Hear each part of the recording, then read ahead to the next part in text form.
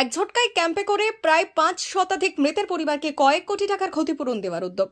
প্রসঙ্গত, মেদিনীপুরে বিভিন্ন সময় দুর্ঘটনায় আহত হয়েছে, সেই সঙ্গে নিহত হয়েছে পরিবহনের সঙ্গে যুক্ত মানুষজন, কখনো টু হুইলার, কখনো বা ফোর হুইলার। এছাড়াও বাস, ট্রাক, ছোট বড় যানবাহন দুর্ঘটনায় বিকলাঙ্গ হয়েছে অনেকেই। সেই সব মানুষ এবং তার পরিবার ক্ষতিপূরণের আশায় সরকারি দুয়ারে দুয়ারে ঘুরে বেড়াচ্ছেন বছরের পর বছর। এবার সেই সব অসহায় মানুষের পাশে মেদিনীপুর পরিবহন দপ্তর। এদিন মেদিনীপুর পরিবহন দপ্তরের উদ্যোগে এক ক্যাম্পের আয়োজন করা হয়, যেখানে টেন্ট খাটিয়ে একাধিক টেবিল পেতে প্রায় ৫ শতাধিক মানুষের ক্ষতিপূরণ আবেদন জমা নেওয়া হয় এবং আশ্বাস দেওয়া হয় অতি দ্রুত তাদের ক্ষতিপূরণ তুলে দেওয়া হবে তাদের অ্যাকাউন্ট মারফত, যা নিয়ে কিছুটা হলেও স্বস্তি দেখছে এই দুর্ঘটনায় আক্রান্ত মানুষজন এবং তার পরিবার। এই দিন সেই সকল মানুষজন এখানে এসে ভিড় জমান। তারা তাদের যাবতীয় তথ্য ফর্ম ফিল আপ করে তুলে দেন আরটিও অফিসারের কাছে। জেরক্সটা আমরা নিয়ে নেব, আর তার উপরে সই করবেন, আপনারা ফোন নাম্বার লিখবেন। বাকি সব লিগ্যাল এয়ার্স তাদের ক্ষেত্রে, ধরুন একটা পরিবারে ৩ জন রয়েছেন লিগ্যাল এয়ার্স, তাহলে ৩ জনেরই ভোটার কার্ড, আধার কার্ড দেবেন এবং সেইগুলোতে সই করবেন আর তাতে ফোন নাম্বারটা লিখবেন।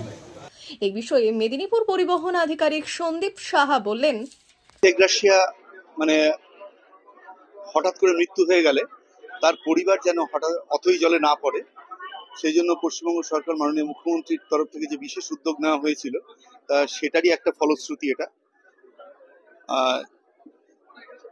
আমি এই জেলাতে এসেছি জানুয়ারি মাসে, সেখান থেকে আজকে অবধি সরকারিভাবে যেটা আমরা মানে দিতে পেরেছি সেটা 2,19,00,000 টাকা এইভাবে দিতে পেরেছি সরকারি তরফ থেকে, যারা ভিকটিম হয়েছেন তাদের পরিবারকে। এই পরিবার যারা হঠাৎ করে বিপদে না পড়েন, এটার জন্য করা। আর পরবর্তীকালে আমি ফাইল সর্টিং করতে গিয়ে আমরা দেখতে পাই যে 476টা ফাইল 2017 সাল থেকে পেন্ডিং হয়ে রয়েছে। সেগুলোর জন্য কিছু হয়তো কাগজপত্র নেই, বা ওনারা যেগুলো জোগাড় করে দিতে হবে সেগুলো ঠিক করে দেননি, এফিডেভিট নেই, কোনোটায় হয়তো পোস্টমর্টম রিপোর্ট আছে, জেনারেল ডায়েরিটা নেই, এরকম নানা ধরনের অসুবিধা আছে। সেই অসুবিধাগুলোকে দূর করার জন্য আমরা থানা ওয়াইজ প্রত্যেকটা থানাকে দিয়ে এটা অ্যানাউন্সমেন্ট করিয়েছি, চিঠি বিলি করিয়েছি, যাতে এনারা আবার আসতে পারেন, সেগুলো আমরা আবার নতুন করে পাঠাতে পারি। চেষ্টা করছি আগামী মার্চ মাসের মধ্যেই যদি কিছুটা আরো এখানে ডিসবার্স করানো যায় সরকারিভাবে, তাহলে এই পরিবারগুলো খুব ভালো থাকবে, অন্তত কিছুটা অসুবিধা থেকেও দূর হবে।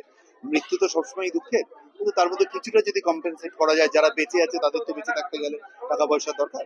এটা 2023-এর অক্টোবর থেকে যেটা অর্ডারটা বেরিয়েছিল, তাতে কারোর ক্ষেত্রে 2 লাখ টাকা করা হয়েছে পরবর্তী ক্ষেত্রে, তার আগের গুলো 50,000 রয়েছে। ন্যাচারালি ওইভাবে হিসাব করে বলা যাবে না। এটা বলতে পারি 476 জন ভিকটিমের পরিবার এখানে আছেন। এই সমস্তগুলোকে আমরা সঠিক করছি। তাদের জন্য মার্চ মাসের 6 তারিখে আবার একটা ডেট করেছি আমরা, যে যারা সমস্ত ডকুমেন্ট দিতে পারবে না তারা যেন আরেকবার দেয়। কাগজপত্রগুলো সঠিক করে আমরা পাঠাবো, সরকারিভাবে ডিসবার্স হলেই তারা পেয়ে যাবে, যেরকম আগের বারও পেয়েছে। সব জেলাতেই আছে, একটু উদ্যোগ নিয়ে করা দরকার। আমি প্রতিবন্ধী ব্যাপার নিয়ে এসেছি, আমি যদি কিছু সাহায্য পাওয়া যায় এই পারপাসে থানা থেকে আমাকে পাঠানো হয়েছে, আমি এখানে এসেছি। আমার অ্যাক্সিডেন্ট হয়েছিল, লরি অ্যাক্সিডেন্ট, বালি লরির সঙ্গে অ্যাক্সিডেন্ট হয়েছিল বাইকের সঙ্গে, তাতে আমার পা একটা অকেজ হয়, একটা হাত অকেজ হয়ে গেছে 2017-19 নভেম্বর। না, এদিকে পাইনি, এদিকে কিছু পাইনি, এখনো পাইনি। আজকে আসতে বলেছিল, আসছি। জমা এখনো ডাকেনি। আমি থানা থেকে আমাদের কাগজ দিয়েছি। মুক্তা মল্লিক ডেকেছিল, আমার মেয়ে গাড়ি অ্যাক্সিডেন্টে মারা গেছে 19 সালে 5ই সেপ্টেম্বর। না, এখানে একটু পাই। হ্যাঁ, কাগজ জমা নিচ্ছে। আমাকে কালকে সন্ধ্যাবেলা কাগজটি দিয়েছে, সন্ধ্যাবেলা দিয়েছে, বলছে লিগেল ইয়ার সব করে আনো। কি করে করবো? D news, Medinipur.